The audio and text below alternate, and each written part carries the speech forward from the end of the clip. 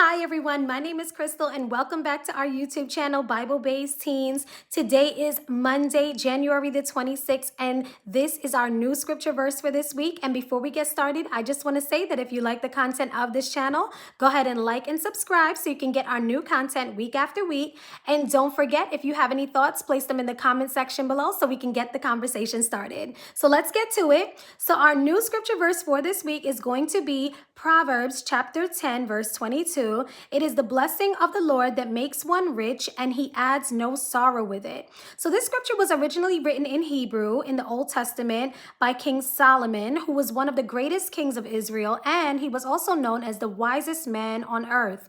And a little bit about King Solomon, he was also the son of King David and Bathsheba, who was Uriah's wife, whom King David had killed in battle because he wanted her all for himself.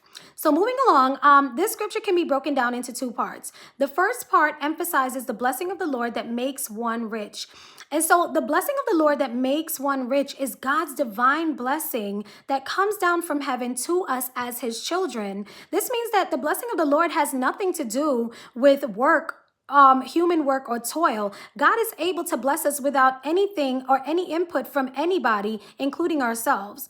And so the scripture makes one rich, that part makes one rich. This verse, the word rich is actually not just talking about physical material blessings, but also talking about other blessings, wealthy, mentally, spiritually, in your soul, your body, your physical blessings. And so the scripture is actually referring to a holistic form of wealth and richness that can only originate from God and is actually the only true prosperity that exists.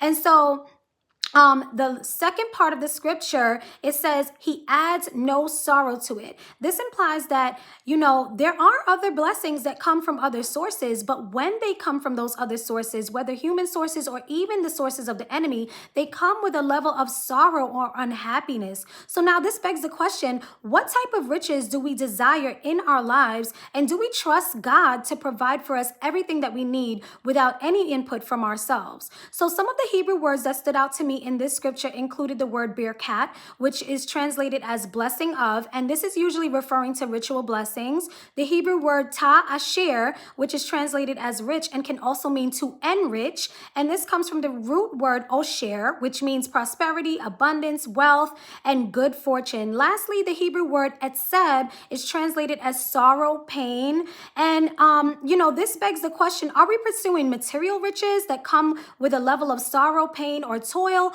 Or are we pursuing God's riches and chasing after the blessings that only come from God?